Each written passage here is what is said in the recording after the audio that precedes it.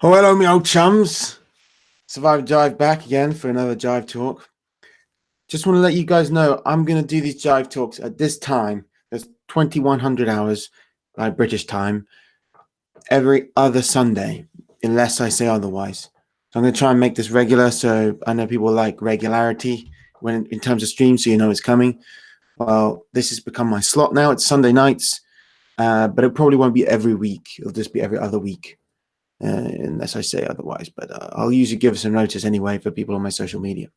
But hopefully people will get used to, a constant, some kind of consistency in my streaming patterns. You may have already noticed I've been doing them on Sundays. So today I'm going to I'll save the end later on for the super chats and for the questions and things. If you send super chats before then, while I'm just ranting, I might not read them straight away, but I'll cover them at the end. But just want to talk about like a concept. I'm not going to do a full analysis because it's too big, but I'll talk about it. I'll give you just a discussion. So if you know about it already, you'll like just refresh your mind on it. And if you're not aware of it, you'll get sort of an introduction to it and some maybe incentive to research it properly and learn more about it yourself. I just got to fix my lights.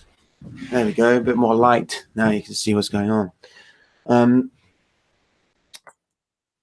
So basically, I was prompted by today, there's a Facebook page called Arya Akasha, and they also have a blog, which I've put in the description comments.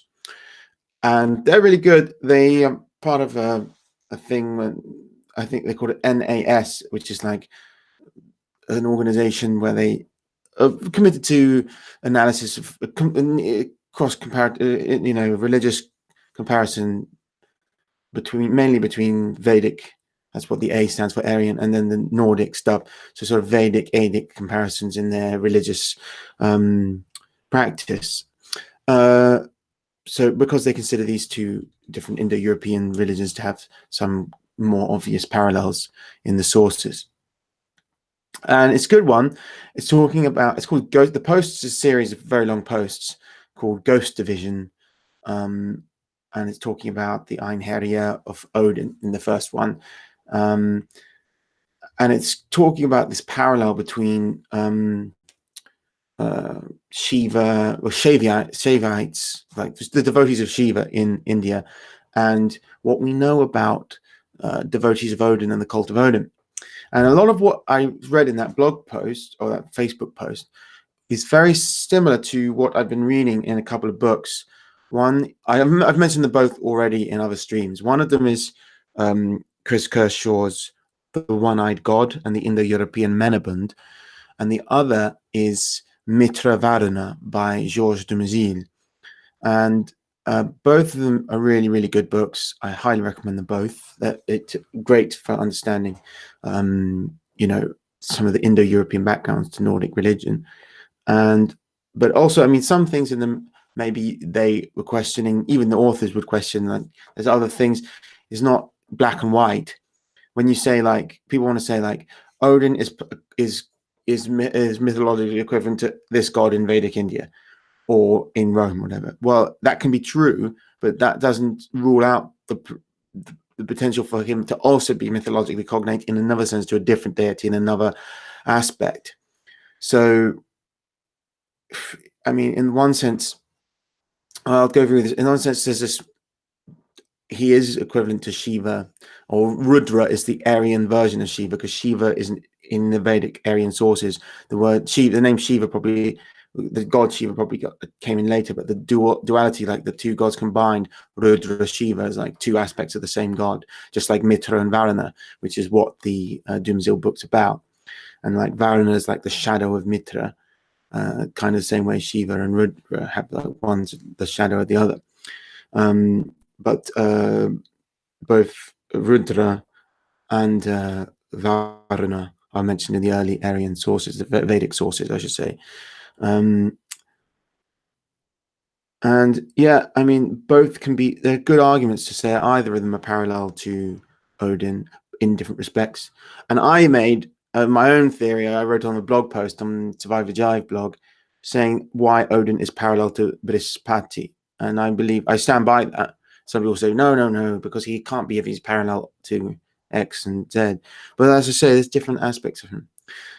And I mean, one major role for which Odin is celebrated is his role as a priest, an initiator, a divine. He's the priest of the gods, right? He's the one who shows how the secrets of the runes can be learned. How he learns magic himself. He's initiated he has to learn Seir from the Vanir, and then he initiates himself. He just self-initiates through sacrifice, and he teaches us the runes how to do this. So he's a priest for the gods. He's a priest. He's a learner for us. So he has a similar in that sense to the divine sage of the gods in Vedic religion, Brhaspati.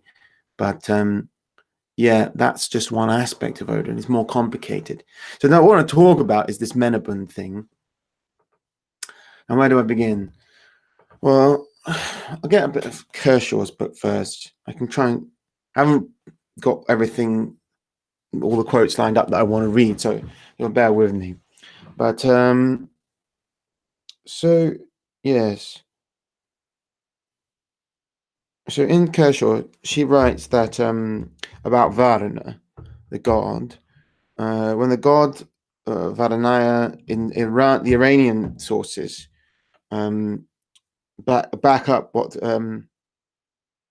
this idea of like a real obsession with cows and cattle, and Varuna in the Vedic sources. I should just give you a background on Varuna first. So he is associated with the providing of cattle, or was in there's a later Varuna. Varuna was not as big a god in Vedic sources, but later Hinduism he rises to a high position. But yeah, early on he grants wealth to devout followers, and he protects cattle. And the early Aryans were all about the Aryan invaders I talked about in the video I made last about the Aryan invasion in India. They were cattle rustlers, basically, like they were pastoralists. So their whole world was around cows and protecting their cows and stealing other people's cows, and that was a major central part of their religion. And so yeah, the Iranian thing says when the god Varanya, it's equivalent to Varuna, grants booty, he grants cattle. This is in keeping with the reality of the Indo-Iranian warrior situation, as cattle raiding was his main pursuit. And we see an equivalent, yeah, and even it says also Bruce Lincoln quotes an unsympathetic Keith saying, "The stress laid by the Vedic poets on the possession of cows is almost pathetic." Bit mean. I mean, cows provided the milk which they lived off, and also, I mean, they did eat beef in those times as well, not like now in India, but I mean, the main thing they wanted cows for was milk, because they had the Indo-Europeans spread the genes for digesting milk. We in Europe now can drink milk because of them, because we got these genes from the Indo-Europeans, from the Yamna, or spread from the corded ware culture. But it goes on to say, when we return to our northern Vikings, we find the same kind of raiding and the same mentality. All we have to do is substitute the gold for cattle. So the Vikings come to England looking for gold and raiding it. It's pretty much the same thing. Whereas the Germans of Tacitus's day still measured wealth in terms of cattle. The successful Viking or Anglo-Saxon prince or war leader is now the gold giver. And this book goes on to like associate Odin with this culture of raiding, right? So each Indo-European culture has this, innate raiding thing built into it, with young men associated with dogs and wolves, and that's how you get in the Odin cult, the bear-clad and wolf-clad men, Ulfhedner, berserkers, and that warrior cult aspect is in other Indo-European religions, and that it's not just normal army, it's the raiding army. So like the Hera in Old English. And this is the same root of it's in einherjar, which is Odin's, his army of dead souls, which is carried on after pagan times into the folklore motif of the wild hunt, where Odin rides through the sky with an army of ghoulish devil men. And depending what part of England or Germany you're in, that's what the folk culture talks about. And I talked a little bit about that in my video called The Wild Hunt and Wistman's Wood. So you should watch that if you haven't already. But that prefix Hera is also in some of the names for Odin. He was the lord of the Hera. I mean, it's also the name Harlequin, not Joker's girlfriend. Harlequin originally, it's before the early modern era, it was associated with, it comes out of something to do with Odin. And the first part, Hera, is like the Hera, the raiding army, the army of Indo-European raiders, or Germanic raiders. And the queen part is derived from Kuning, so it's a Frenchified old Germanic term. So Hera Kuning becomes Harlequin. So yeah, and that is related to this whole old practice of masking, like the Harlequin and the clown. Even modern clown world, the clown is actually an old thing, not just a modern thing. Clowns have been a big part of entertainment and things, but and they're part of core culture. But the original one, it's all about masking. But masking comes from old pagan times, and I mean, you got the T-shirt on here. These you see all around Anglo-Saxon England and Vendelier, Scandinavian, right for the Viking Age. The horned man, he's dancing with spears and he's wearing some kind of a mask or a helmet with these Odin ravens-like things. Well, that's showing that there was this association with this cult of very odd behavior. Right? It's like you're not doing normal stuff. You're putting on masks, you're doing weird dances, and it's men, and it's a raiding party. So basically this separate part of society of young men have a separate religious practice which isn't participated in by everyone. It's a unique part of one part of society, and it's connected to their activities. And this is also interesting where and it says so in that blog post I was mentioning earlier, where like Tacitus mentions a tribe of people, what he believes to be a tribe. Sorry, of what have I gone to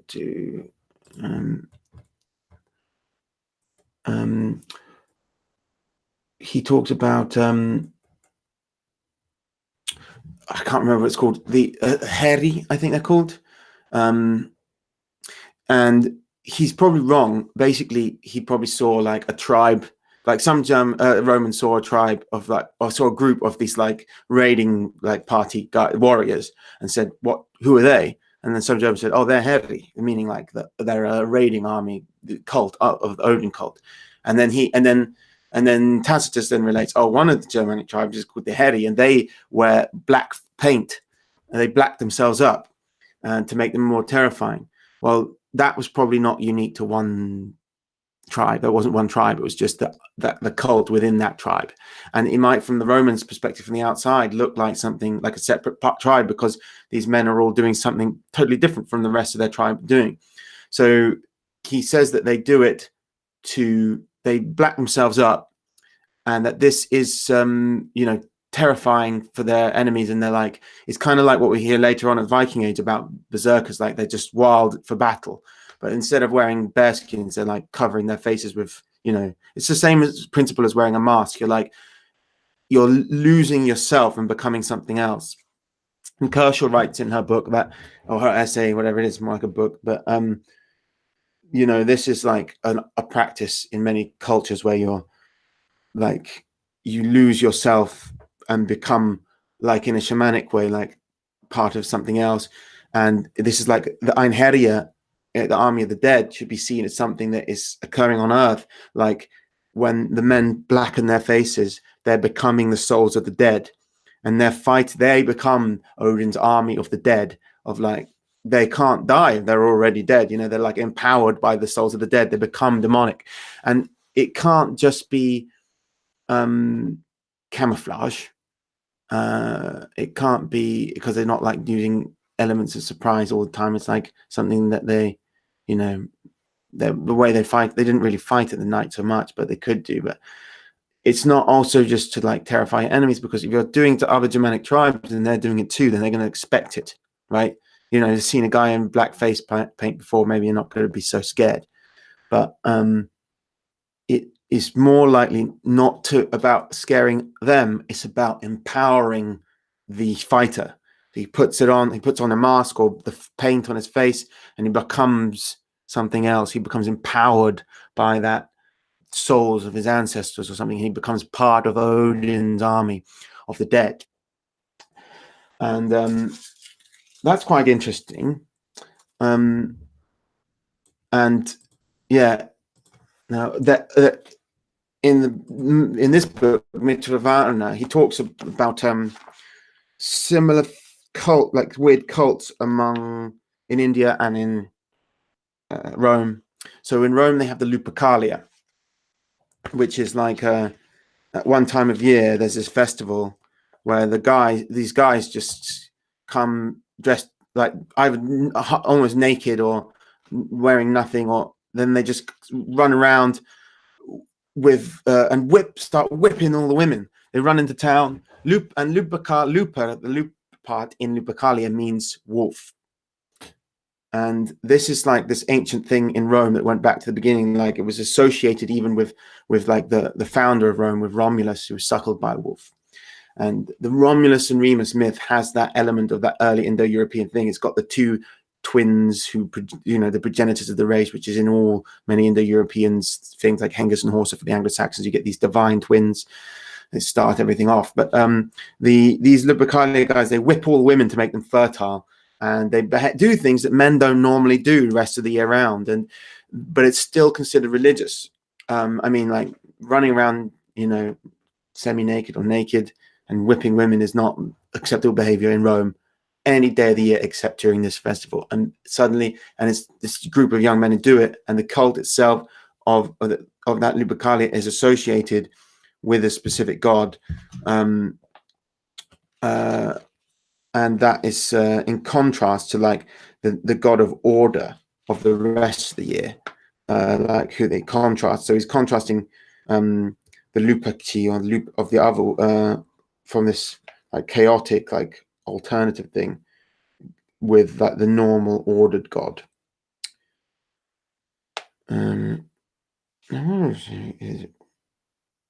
Yeah, so the ordered the Flamen Dialis that I mentioned in my last stream would be the one, the normal ordered priests, and the luperci of the lupercalia are kind of like the alt priest, the wild man priest of this warrior cult, wolf cult that comes from something else, from the early Indo-European roots of Rome that needed to be sublimated and pushed aside into a more a part of society where it couldn't be damaging, but it's acknowledged as a part, kind of like the Vikings have. Like Vikings were not like a normal everyday part of Norse society, but young men go into these raiding parties dedicated to Odin, and away they go to England or France to go and bother the people there, and then the rest of the people in the North don't have to borrow them, and then they come back with some gold, and everyone's like, great. Same thing with other Indo-European societies similarly, but in Rome it was sort of contained within it. And Georges Dumezil, his equivalent in to the luperci and of Romulus and stuff is the he proposes an equivalent in India of Varuna. So I always said he's associated with cattle rustling, right, and protecting cattle and stuff. So in his early days. Whereas the ordered god would be Mitra, whose name means like contract or friend, and he represents like order, and the equivalent in Rome would be Numa. I think he proposes in this that the Norse equivalent would have been Tiwaz or Tu, and then in opposition to Woden as being the ecstatic mad one, and then you have this the ordered two sovereign king gods, both of them representing regality and sacredness and authority, like divine authority, like a kingly role. but one being the king in like an ordered and normal sense, and the other being the king, the shadow of that, like the king who is of the harrowers, of the army of raiders, who, and even if they're not associated with raiding anymore, they can become like internalized with like whipping women or doing something to keep them fertile, doing stuff like the Gandharvas as well in India. I talk about them a bit. They were associated with horses originally. I mean, most people, like their later roles in India now, and like Hinduism, everyone associates them as just like kind of like elves or something, and they love music. They just like to dance, and they love playing music, or this, and they're like spirits or something. But they may have originally been actually a role, a type of people, and they were, like. They had like this association with horses, and maybe it could be like they were the equestrian warriors who had special status, and it was said that like all women were shagged by the Gandharvas before their husbands did, and maybe something was going on there. Like there was this sort of a group of people who could do what they want, and they were, it says they guarded the Soma and made beautiful music for gods in their palaces. They have all these roles now in like Buddhism and India that doesn't really reflect like the early roles that Dumezil is talking about. He's just talking about the early Vedic times when they weren't anything like what they've become now. But his argument is that the Gandharvas were basically like a deified version of what was originally a role of some like young Indo-European warrior horse people, like, and that they're chaotic and dangerous sort of influence, which had a divine element, had to be accommodated, and it was then through this like they brought it into the fold of their religion by turning them into these elf-like creatures.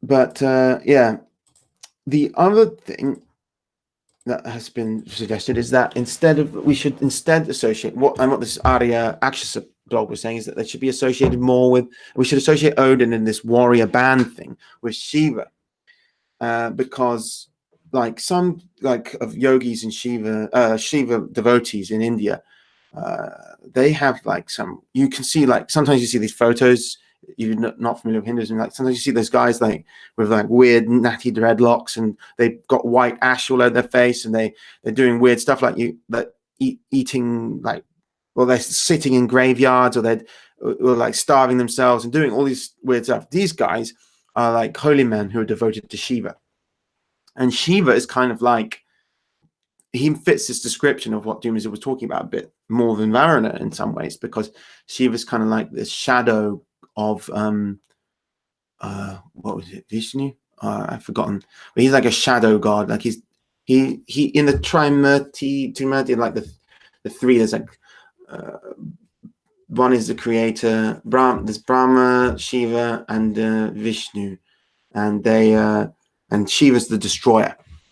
So he's like the divine dark side, and so some of the devotees to Shiva do things that are kind of like taboo and not normal, like live in burial grounds and eat things that you wouldn't really want to eat, like bits of rotten something, or they do gross stuff.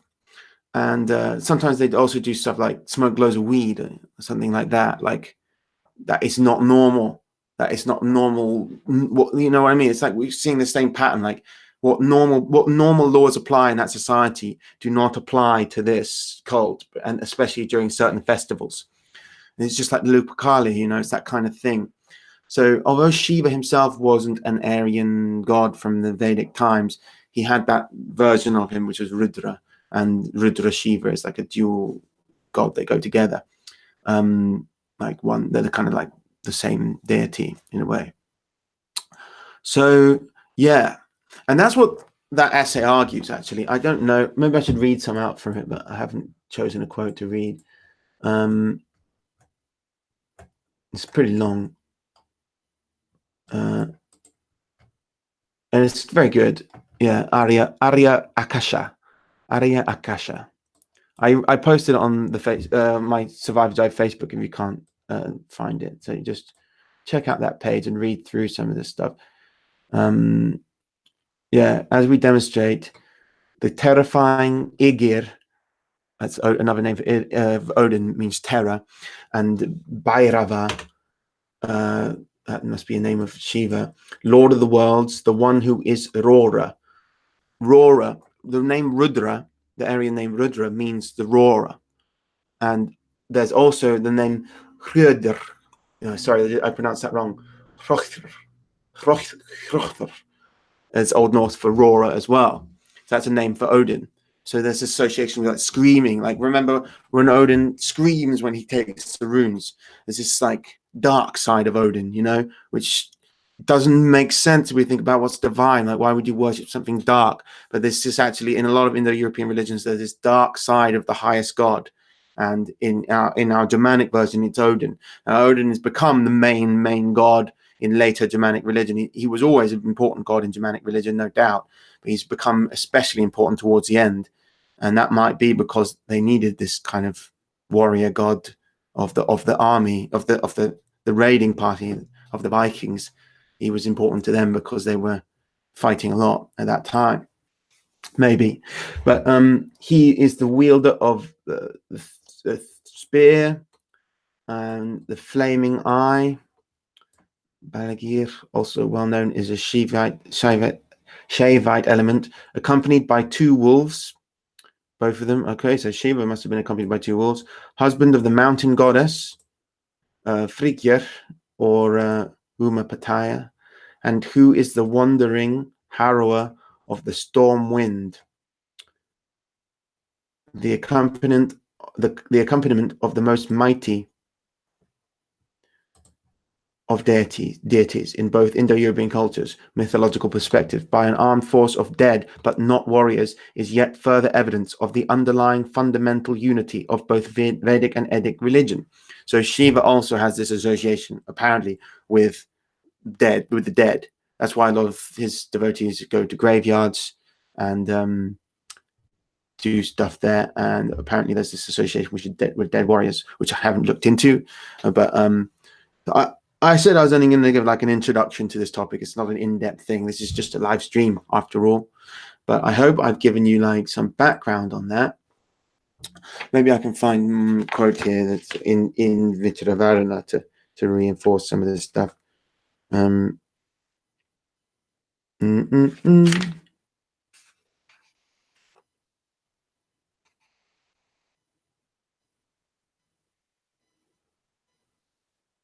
Yeah, it's about Mitra.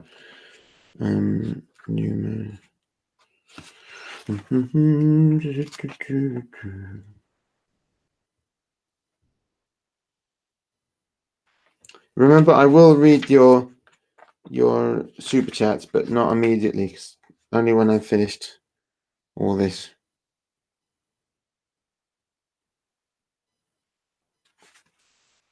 I don't know. About the Gandharva.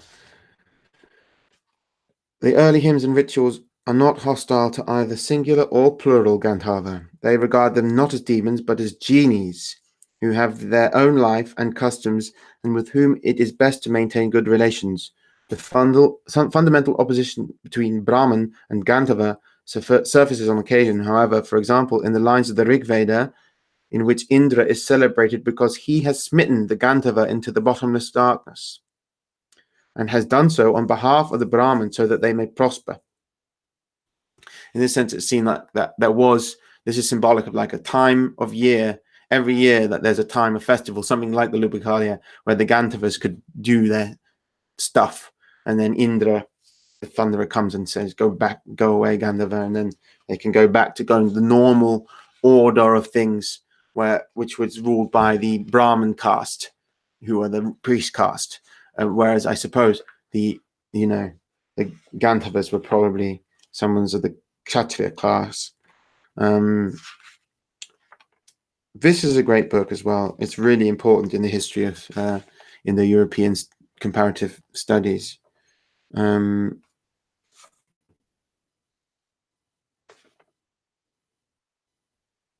Yeah, I think I'll have to move on a bit. No, I'm about halfway through. I'm exactly halfway through the stream. And I think I've exhausted this topic. So I'll just go through some of your chats. That sounds like a good idea. What do we got here? Oh, we got a super chat from Respect Walk, a Pantera fan. Thank you for all the work you do. Hopefully, in a better time, you can be a professor of Indo-European culture, religion, and spirituality. Well, who knows? I'm only in my 30s, so I've got time to do whatever. I don't know. Maybe I won't be. But those are kind words. Thank you very much.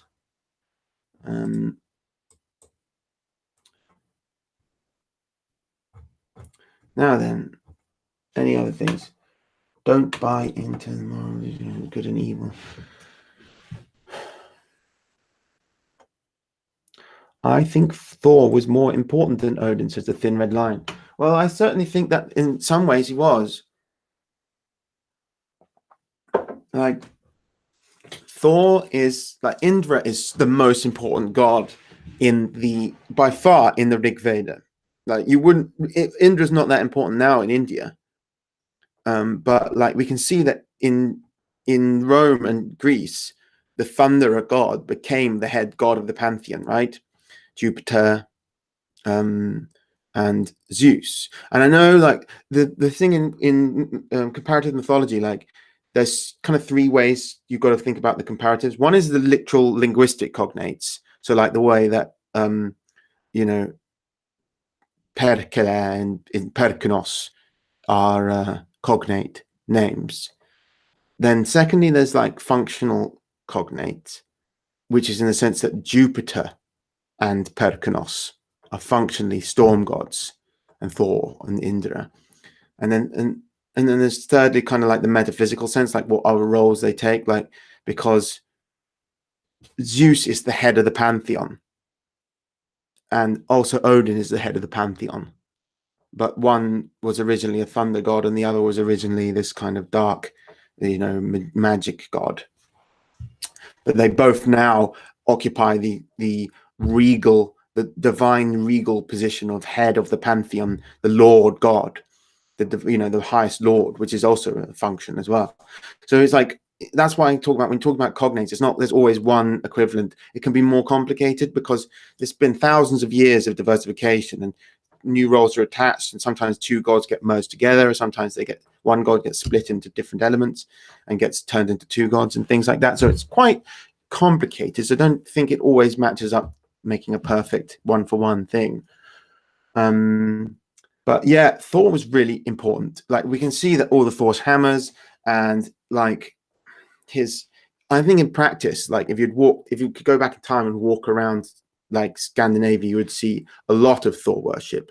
And we can see, like, in the Baltic, Perkinos remained really important to the average Baltic person. Storm gods are seen as like a very beloved protector, and Thor has that element. He's called like the protector of man, the son of earth.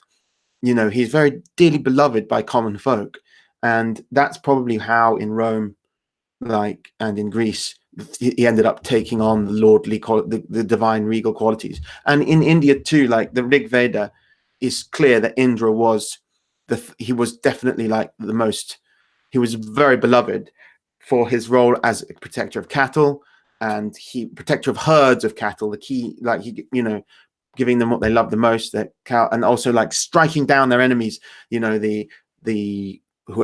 talks about how he drives the dark ones away, whoever enemies they referred to, someone in India they didn't like.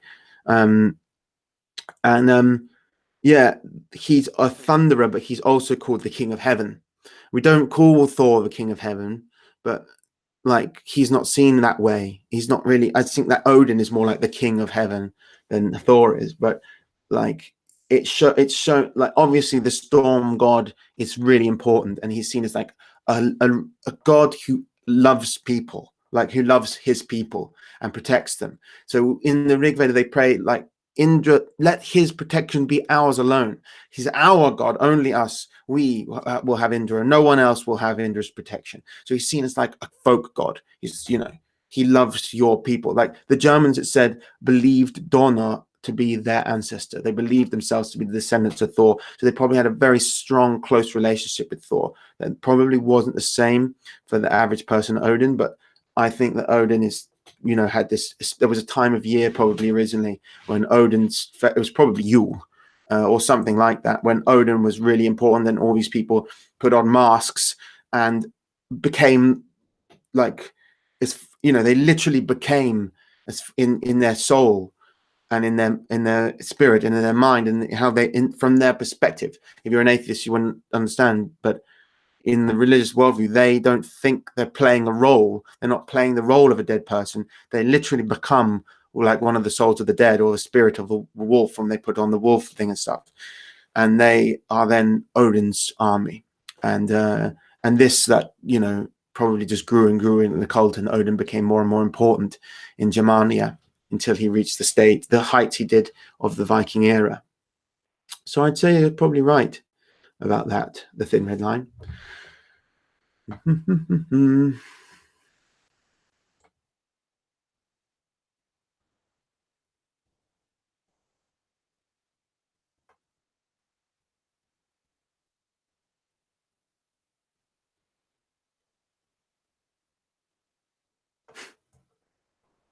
Padma Perohit says, I'm 19. You horny? Sure. It's great to have some culture in here. Great. Srujan Agala says, Indra is, I'm not, he says something bad about Indra. That's very impious. And insulting the gods is pretty low. Pretty low. Actually, that's something I don't like. In later Hinduism, there's a story called the Humbling of Indra. So Indra went from being like the most high important god to being like, he gets humbled.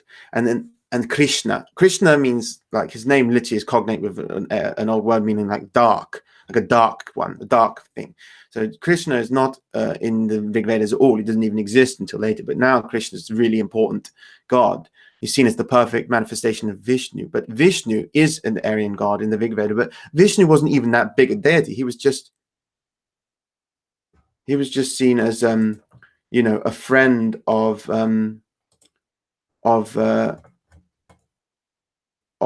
Indra, Indra's friend. But Krishna is in the story, like, he humbles Indra and tells him, oh, there were many Indras. And Brahma, he opens his eye and a universe comes out, and then each universe has an Indra, and then he closes his eye and another one comes out, and you're just another one.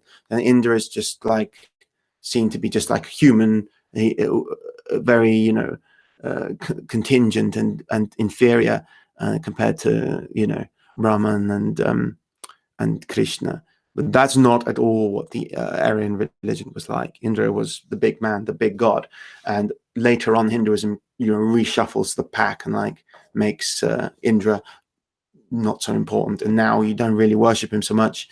I mean, they invoke him when they read Vedic hymns, but you can travel around India and you won't see any temples to Indra. You won't see statues of Indra.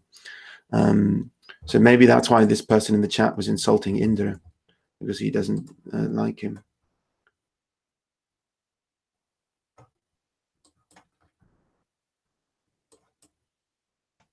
Celtic and Norse mythology are very similar. American Patriot says, yes, they are. Yeah, there's lots of similarities.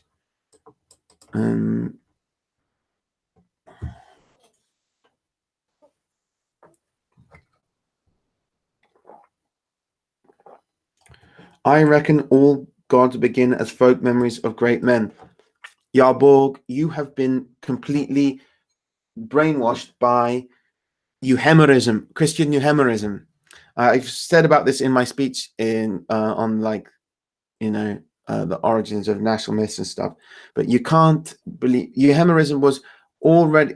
Euhemerus himself was a pagan, and they used it to like to belittle other, you know, gods, saying, oh, they were probably just humans once that were really really celebrated and became gods. And then when Christians came, they took this narrative and used it to defame paganism and whole, saying, no, all the gods were just mortal men who then demons gave power in their afterlife so that they could be worshipped.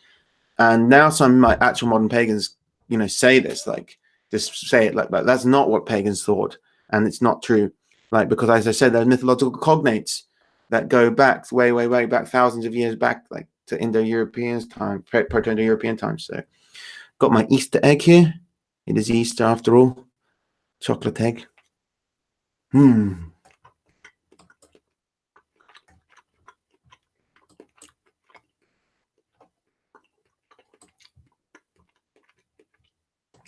Chris says, do you think the Germanic culture and paganism was more like that of the Indo-Europeans than the Greeks or the Celts were? I don't know. In some ways, maybe. Yeah. Well, Greeks definitely became urbanized. They had city-states, and the Indo-Europeans didn't have cities. So the culture of the Greeks became less Indo-European as they became more agricultural, more settled, more sedentary.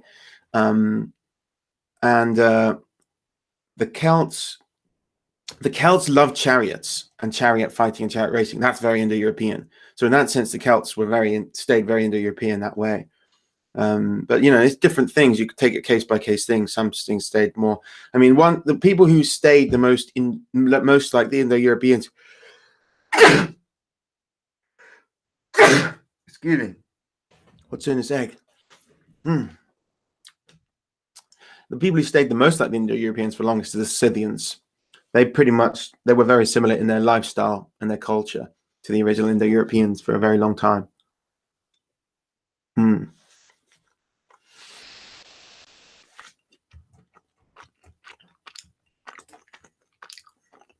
I'm just going to ban this guy who insults Indra. No blasphemy on Survive the Jive. Thank you very much. May Indra strike you down.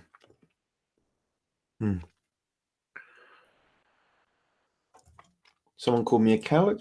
Guess what I'm going to do to you? Bye-bye.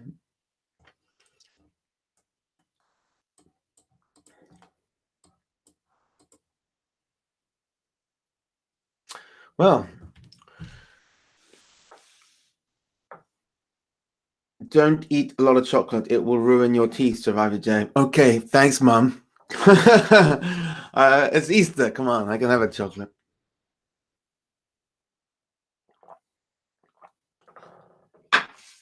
Yeah, but you're right. You should lower. I don't recommend that people eat lots of sugar. It's not good. Any thoughts on people with mixed European ancestry? Like, for example, if I'm half Balkan and half Danish and have difficulty with identifying with either. Well, I did a big stream on this actually already. If you become a patron on Patreon, you get to see my private streams, not just the Jive Talk. Jive Talk's the public stream, but there's another type of stream called Jive Streaming. And that one is just for patrons. And I did one on focus heathenism versus universalism. I discussed that in detail. So I don't feel like going over it all again because it's like an hour long anyway. And you can see it if you just pay a little bit of money. Only a little bit of money. $1. Is there a known cult of Tyr? Says Nate the Ape. Thank you for your $2 donation. Yes, there is a known cult of Tyr. Of course, because, well, one, we know about the god existing, right? The days of the week, Tuesday, Tew, the use of invocations in runic inscriptions, and the use of the mention of Tyr in place names. So in England, there's a farm area called, I mentioned it in From Ruins to Ruins. What was it called? Tiersley or something? Tuesley, that's it. Tuesley is a place sacred to the Anglo-Saxon god Tew. And then in Holland, I mentioned also in I think it was in my water video about pagan water places, Tysø in Denmark. It means Tyr's Island, but it's a lake, and they found archaeologically a cult house, like a temple where a god would have been kept, there probably was Tyr. So undoubtedly, he was worshipped, and there was a cult to him. But the importance of that cult is very, very much debatable. I mean, the assumption has been for a long time that that he was the original main god of order. Like, that's what Dumezil argues in the Mitra-Varuna, and that Woden was like the one who supplanted him. So he was like the original Sky Father deity who was at the top. But actually, don't know for sure if that's true. There's no evidence that Tyr was ever the main god. There's an inscription in Hadrian's Wall, which is done by a Roman of German descent. Like, a lot of the Romans stationed in England during the Roman Empire were actually Germans. That it seems to be quite a lot of them were. Probably, well, by Germans, I don't mean they were from Germany. I mean they're from Greater Germania, so maybe they were from Holland or wherever. But there's one. It talks about, it invokes a god. It says Mars of the Thing, Mars of the Thing, and some people think that means Tyr. And Tyr is invoked in other ways in runes and stuff. Like, sometimes people see just the Tyr rune and they claim that by itself, because sometimes when there's like items where they put just one rune on it, and then we know like runes are used for writing, but if they put one rune, they're not going to write anything, are they? They're trying to just, don't know what they're doing, really. I mean, the assumption is they're doing some kind of magic. But a lot of people want to say if there's just one Tyr rune by itself, like an arrow, then that means that they're invoking Tyr. But I've seen that done on urns. I've seen it done on swords and things. So, I mean, it's hard to say, but I have no doubt in my mind that Tyr was, there was a cult of Tyr. But whether he was ever the chief god, I don't know, because Tyr is also a kenning for other gods. So if you want to refer to other gods in kennings, you can say Tyr of the something.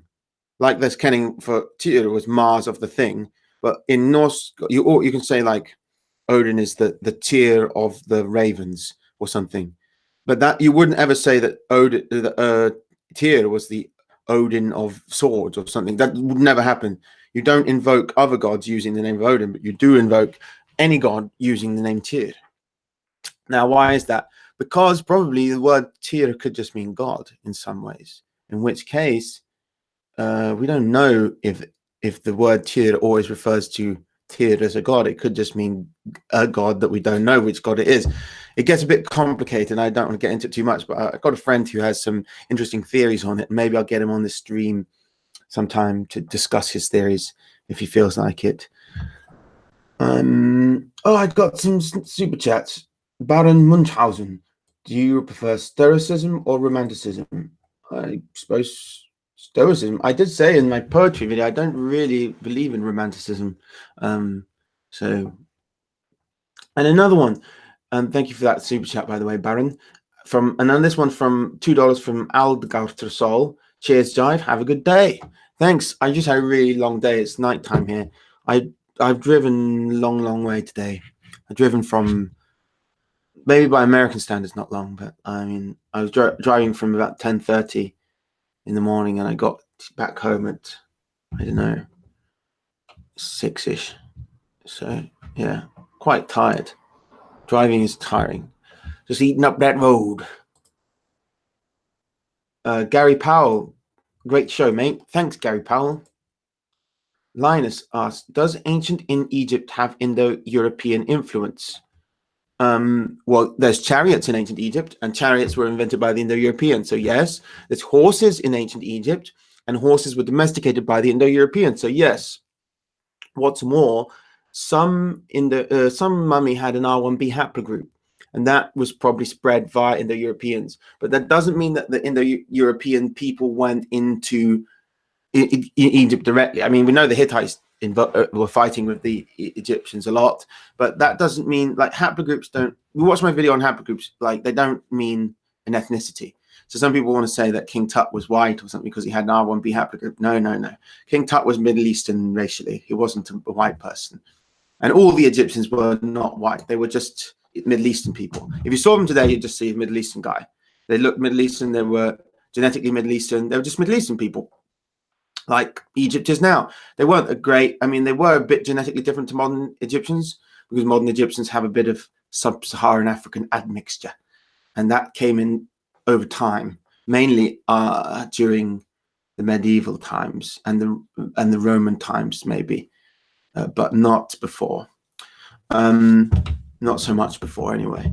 I mean, we haven't got any DNA from any mummies that has a single drop of black DNA, but that doesn't mean there weren't some black people there. But certainly the average Egyptian was not at all black or at all white until later on, when the Greeks and Romans started to come in there, and then some people started to get European ancestry there. But like that haplogroup just shows that, you know, some marriage somewhere like was bringing an Indo-European haplogroup. But also, even the chariots and stuff like that doesn't mean that the Egyptians were trading directly with people from the steppes, the Scythians, or anything like that, or in proto-indo-Europeans. We don't have any records that indicate they were, but they did trade with people who spoke Indo-European languages, like across the Mediterranean. There's the Mitanni, the Hittites. Maybe some people have speculated that the sea peoples who were raiding is so Indo-European, very Indo-European. So the fact that the sea peoples were raiders makes us think maybe they were Indo-European. But then again, Arabs do raids and stuff too. So, I mean, the Hebrews in the Bible were raiding neighboring people. So it's not just Indo-Europeans who raid. But it does seem possible that the sea peoples were Luwians. And Luwians came from Western Turkey, sort of Anatolian area. They're Indo-European speakers, so maybe. But yeah, don't go over the top saying Egypt was white or anything silly like that. It wasn't. Pabs London said, dogs in Indo-European culture. Indra's dog finds stolen cows. Oh, cool. Yeah, that's nice. Yeah, dogs really important in Indo-European culture. Really, really massively important. Like maybe the next biggest thing after horses. There's so many archaeological and mythological reasons to believe dogs to be majorly important in Indo-European culture, like hunting, war dogs and whatever. Like it probably is something that goes back to before Indo-European times, to hunter-gatherer times, because the dog was the Eurasian wolf. Western Eurasian wolf is what was domesticated to become the dog. So of all the peoples on earth, Europeans have had longer to evolve alongside dogs and with dogs than any other race. So we're maybe going to more likely to have these very strong, deep-rooted connections to dogs.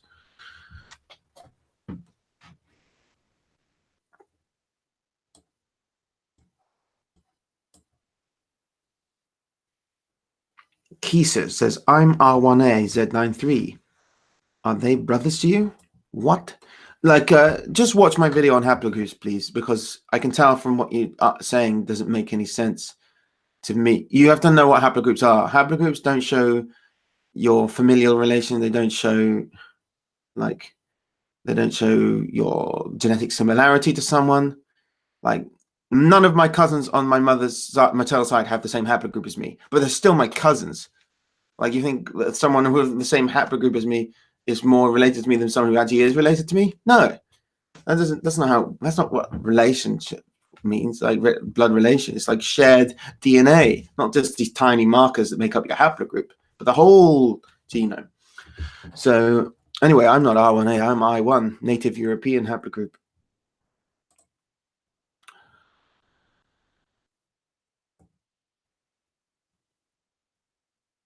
By the way, some people think that Neanderthal DNA is a European trait. It is, but every single race in the world that isn't black has Neanderthal DNA. So everyone in India has Neanderthal DNA. Every Chinese person has Neanderthal DNA. Every Australian Aboriginal has Neanderthal DNA. Neanderthal DNA is not what differentiates Europeans from other peoples, because all non-African people have Neanderthal DNA. So just some people get mixed up. They think that Europeans are the only ones with Neanderthal DNA.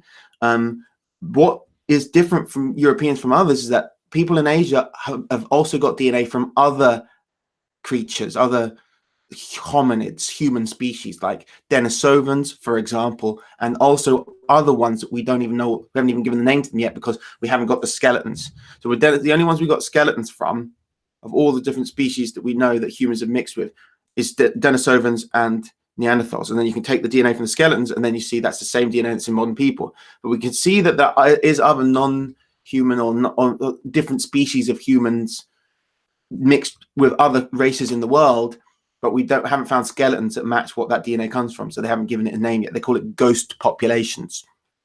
And there's several in Asia that are being identified in different parts of Asia.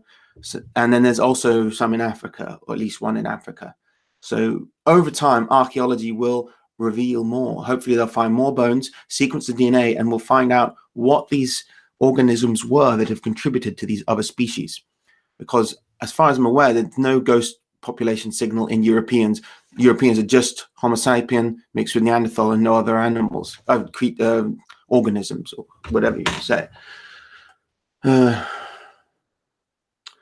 Thank you for that donation, Alexander Sturm.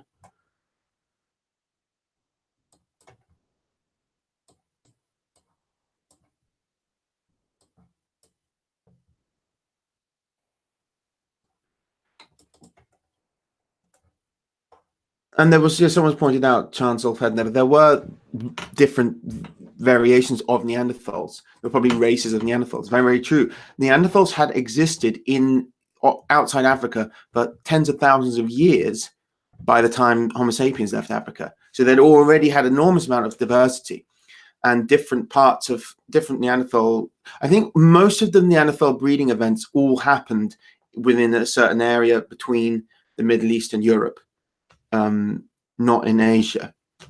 So what happened is that humans went into the Middle East, started to breed with Neanderthals, and into Europe continued, and then went east, and then they started to breed with other creatures like Denisovans and Neanderthals.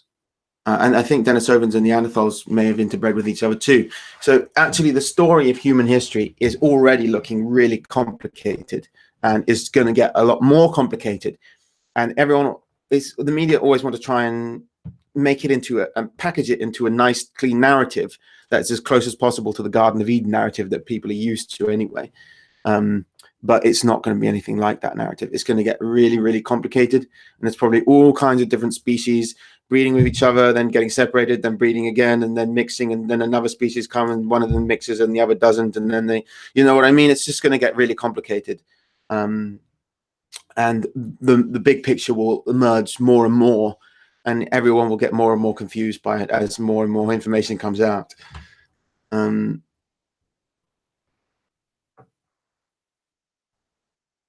Alexander Stern, is there any evidence of a caste system in pre-migration Indo-European culture, or were caste systems always established after the conquest of foreign peoples?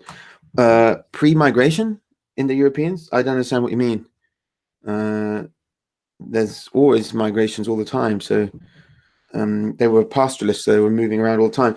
But yes, there is. I mean, there's the functional role of caste is not about race originally, it's about vocation. You have to understand that. I mentioned it, my Gunam video on on Hinduism explains that properly. So that's why there's in Rigstula that they have basically a caste system. The caste, or Varna, meaning color, is like about your role. Like you're born a warrior, you're born a farmer, you're born to you're born to be a Vaishya, you're born to be someone who creates wealth, a Vaishya, and then you're born to be a warrior, whatever, or a leader. And when Indo-Europeans mixed with other peoples, that just means that they mixed. Maybe racial ancestry influenced your caste to some extent, because we can see in India that people with more of the Indo-European blood were more likely to be the higher castes. But as I said, in Scandinavia, they had a similar caste system too, but they had there as well of physical attributes. They didn't have notions of race, but they did have notions of physiognomy. So in Scandinavia, if you have blonde hair and blue eyes, you're more likely to be high caste, because that's associated with the highest functions. And if you had black hair, then they thought that you were probably to be a lower caste. But they didn't think of that as a racial thing. They just thought of that as being like a vocation. It's like, you've got this features, that means you're probably suited for this kind of work. But yeah, I'd say that it's something. The caste system and as it was in India, didn't exist before India, but it was based on an ideological framework that that Aryans brought into India anyway, which was the idea that there's a hierarchical society, and your roles are determined by your your attributes as a human being, what your natural proclivities are, what is a suitable vocation for you. What have I missed any? Baron Munchausen, Vargeinzer here calling Euros Neanderthals, shaking my head. Shaking my damn head.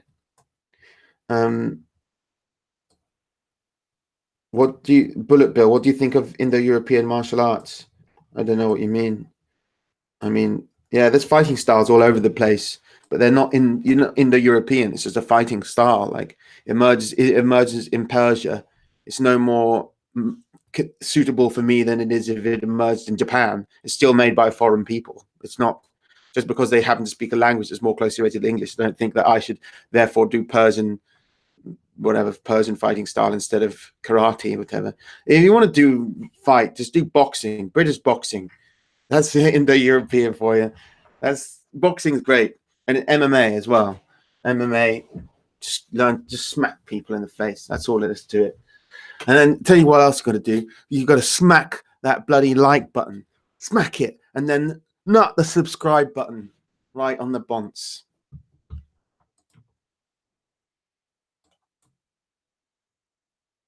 Hey Jive, big fan. To what extent should one mold their myths to their surroundings if they're not ancestral? Example, Englishmen in the Mojave Desert.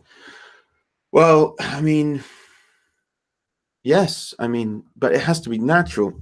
It can't be contrived. You know what I mean? Your myths come from your people, not from just the place you are in. You can't constantly say, oh, because we don't live around forests anymore, we have to remove forests from our mythology. It just seems too artificial. You know, it's too big a question to go into right now because I'm going to finish the stream now. My eyes are hurting. I need to go to sleep, I think. Just finishing off these. Sorry, I couldn't give you a big answer to that hammock god, but I did actually cover that in some other stream or in my talks on like foundational myths and origin myths and stuff about, you know, finding out where you're from. Like I talked about America and stuff when I was in America when I did the talk there. Sassanach Sunna, Alfred the Great, the greatest Englishman to have ever lived. Well, I don't know about that, but he was a pretty great guy, as I said. I mean, he united our people, as the Germanic people of Britain, as one people. So he got that title for a reason. White Nord. Why did Europe lose its spirituality? Because of rationalism and the Enlightenment. Algater Sol. Good night, Jive. Take care. Thanks, guys. Thanks very much. I'm a bit sleepy now. I'm sorry I can't carry on. But good to be streaming again. I've got some plans for some other videos coming up. And yeah, I'll either do another stream like this in 2 weeks, or maybe but I'll probably otherwise do my patron only stream next week. So that will just be for patrons. And then the week after that, I'll do another public stream. And I'll keep this pattern up. Okay. Sleep well, guys. Good night.